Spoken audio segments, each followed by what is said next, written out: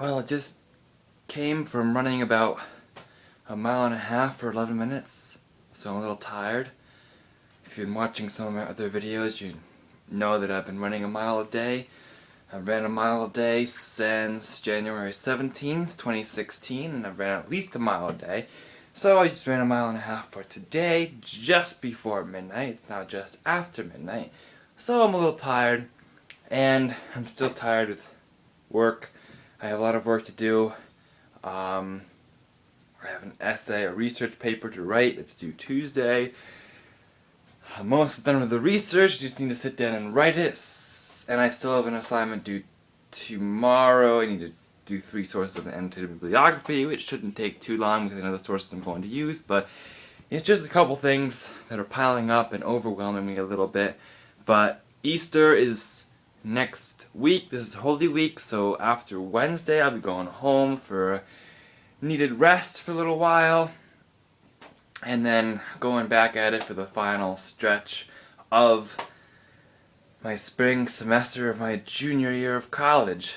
So that's where I'm at. I'm busy, but I'm still recording because I want to keep my channel updated, keep recording a couple videos, and keep giving you things that I am inspired to do.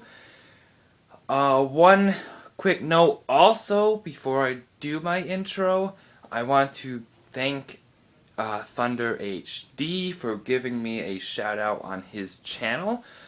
I try to keep very involved in the subscribers that I have that I like to watch and keep active, not only because I want to get my name out there, but because I also enjoy it too, and seeing what others have to do. Again, if you watch my early videos, you know what inspired me to try to start a YouTube and tell you a little bit more about myself, and that involves marketing as well, and enjoying marketing and commenting on other people's videos and channels. And I hope you'll do the same to tell me what I can do. But thanks to Thunder, the subscribers keep increasing slowly. I just reached 20 today, Palm Sunday, so I'm excited for that. And so yes, thank you, Thunder, and I hope to keep growing and try to keep inspiring people as I move toward my career in the Protestant church ministry, because I want to be a minister. So thank you to my subscribers, and please comment if you like my channel, and subscribe. And because it's Palm Sunday, my intro song has special meaning today, so it's already been 3 minutes. Let's get to my intro and then talk about what I'm going to talk about in today's video. Hosanna, Hosanna, Hosanna in the highest.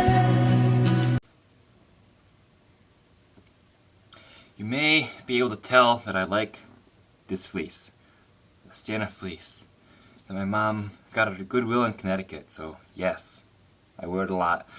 I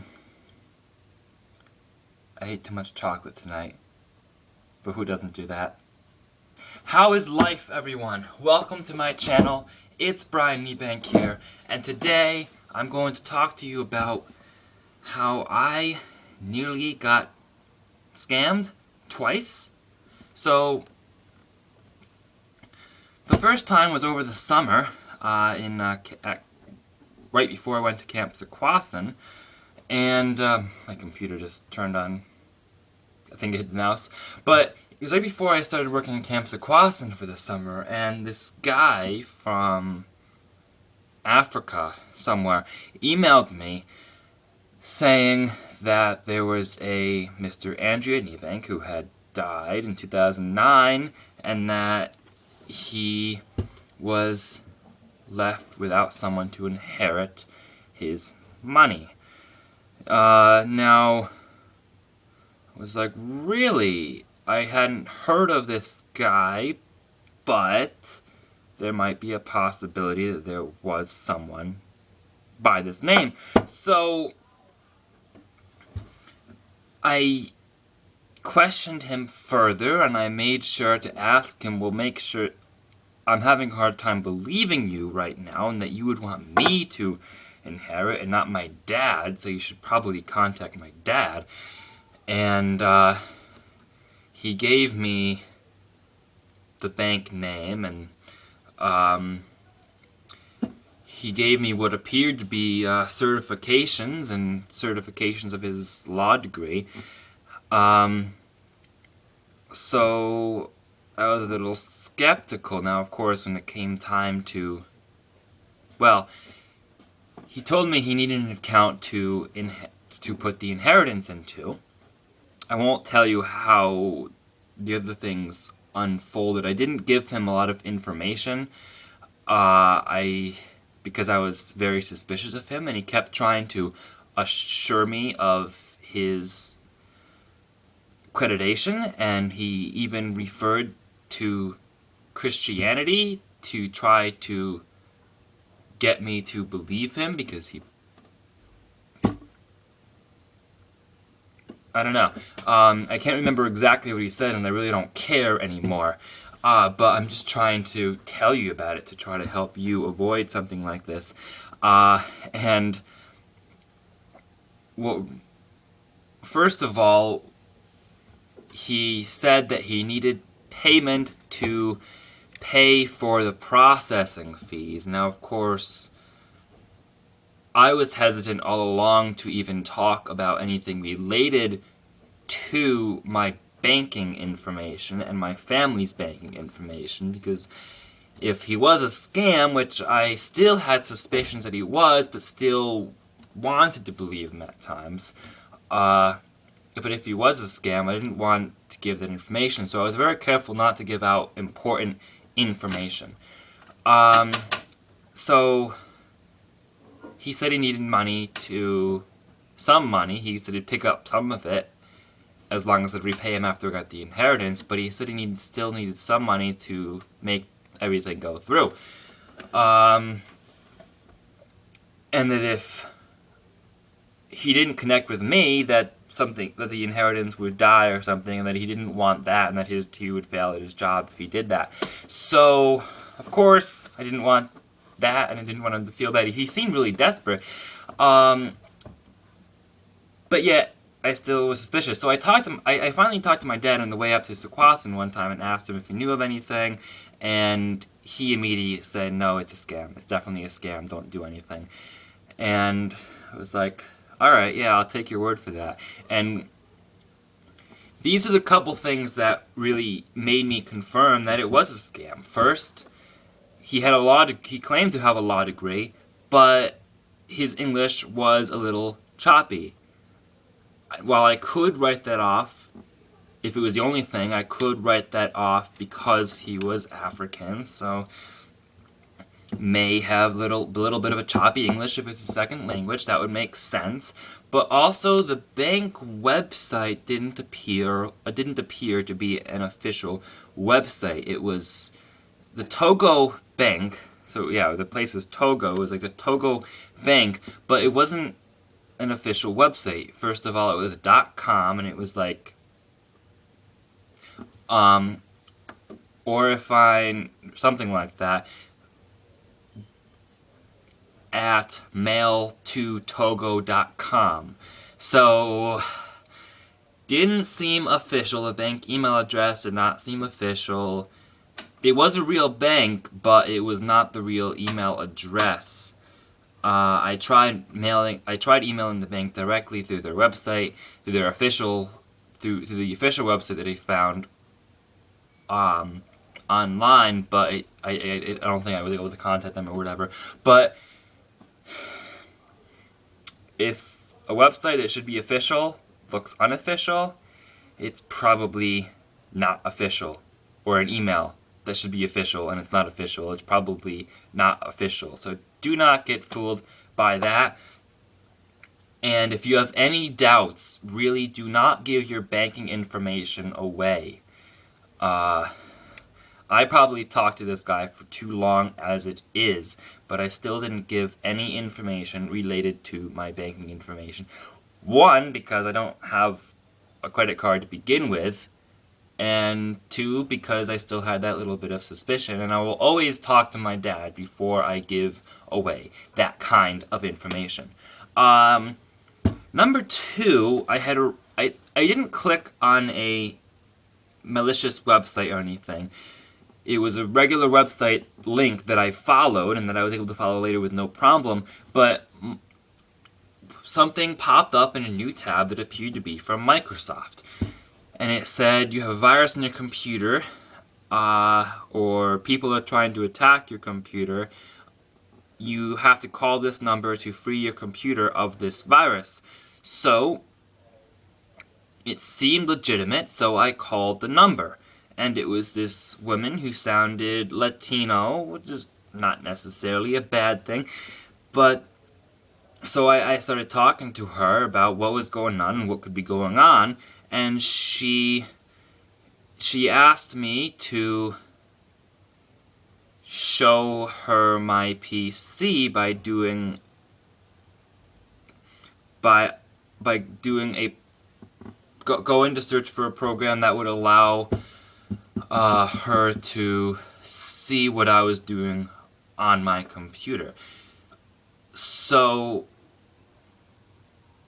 I ended up actually falling for that, and she told me what to do.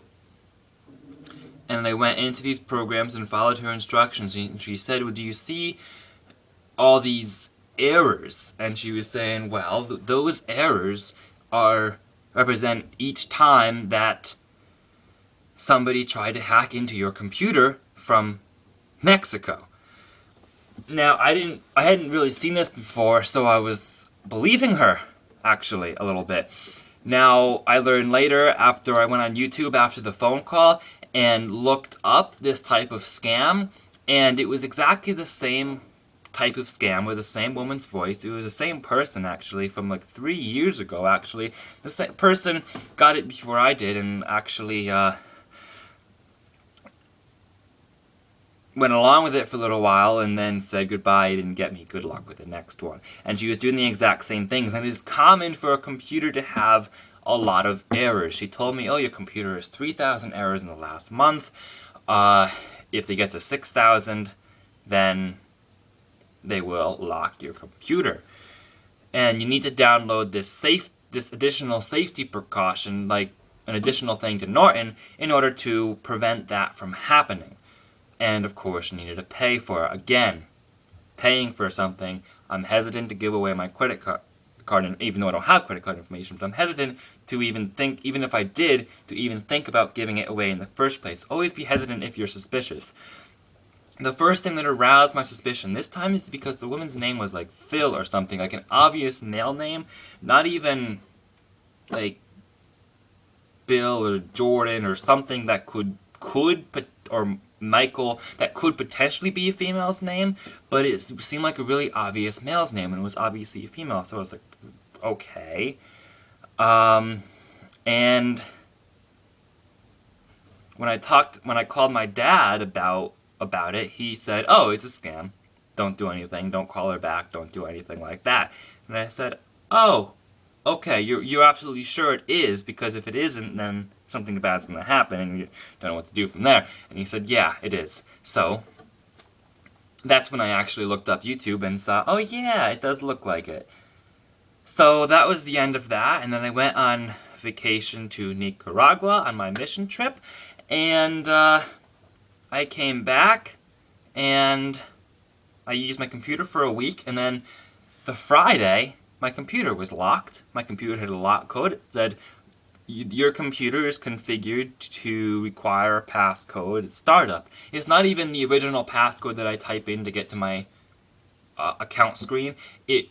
Before it started Windows, it said you need a password, and obviously I didn't set the password, and I didn't know what the password was. So immediately I thought back to the 2 weeks prior, and if it could relate to the woman who called me, and if she could have been real and not a scam. I didn't actually talk to my dad about this when I called him, but I was worried about that, and he was like, well, I'm surprised if it's someone who actually locked your computer, that he wouldn't give you a phone number to send the money to or an email to contact so you could send the money to. But he suggested that since he couldn't really do anything from where he was at work, he suggested I go to ITS. We tried a number of different things like system restore, other things. It did not fix the password. So, I was in ITS, Information Technology Services, I think it stands for 3 or 4 hours on that Friday afternoon. Basically, a wasted Friday afternoon.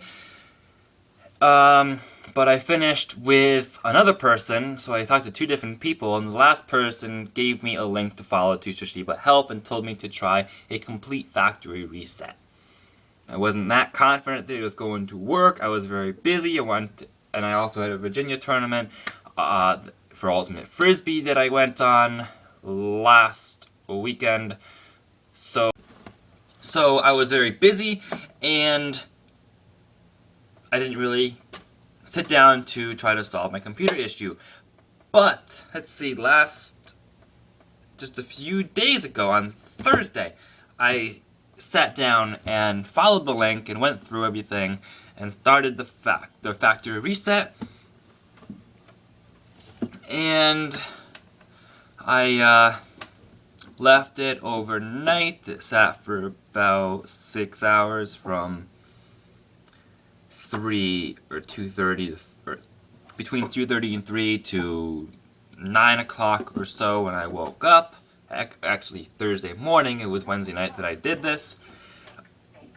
My phone goes off again because of Facebook notification. But I sat down and did it, and it seemed to be working. And then it started to give me all these things to start setting up my account. Obviously, maybe not obviously, but I hadn't gotten to my home screen yet, and I had to go to class, so I wasn't exactly sure that it had worked yet. But after class, in the early afternoon, I went back, finished the setup process, and I actually got to my home screen. No password, so it was fixed, and my life is better again. So I can use my laptop. Of course, everything is uninstalled, so I've had to reinstall everything slowly. Chrome, Skype, I just did that. I have no Microsoft Office yet, no Norton Security yet, so I'll have to do that on Easter break, get that set up, so I can't really write my essay on my laptop. I'll have to go down to the stairs to the computer lab in a little bit, but I can upload my videos, I can surf the internet, things like that, so I can use my computer again. It's just like a brand new computer. So, yeah, my life became happier once I figured out that my laptop was still usable and that I was able to surpass the passcode. So basically, takeaway from this video is if you are suspicious in any way, definitely keep that suspicion. Talk to your mentors, your elders, people who have more experience than you, and make sure that it seems legitimate. Because we may be convinced, people who are inexperienced in technology and what type of scams are out there and what things are supposed to look like and sound like official emails and things like that. I learned because of this, so if you have any suspicion, ask your parents, ask your boss or somebody who has that experience and can help you out. Just don't give away personal information, especially credit card information, any payment information, home addresses, things like that. Links to anything that could provide personal information. Just please, if you have any suspicion, definitely be wary of that. And just don't give it away until you're absolutely certain that it is not a scam. It can be hard sometimes, but I really wish you luck in doing that. And if your laptop does get locked, like mine did, I can talk about it now because it's fixed, and I'm happy about it again. But if it does get locked, yeah, be worried, because I was worried, but know that it is fixable. Try to look up the instructions for factory reset, and hope that that solves the problem, because that finally solved the problem for me, even though it didn't do a system restore. So my dad didn't really know what else to do, I don't think, so I was like, well, it's not going to work, and my new laptop is going to be done in a year and a half, and I would feel horrible about that because I liked my laptop and it's a lot of money. And even if it wasn't my fault, I'd still blame myself for it, so that's why I'm really happy that it got fixed. So, yeah, take away from that, just take that away and be wary of anything that could possibly be a scam, and good luck with everything. And dark chocolate M&Ms are very good. I need to stop eating them. So, that's a really long video, long enough video. Kudos to you if you got this far.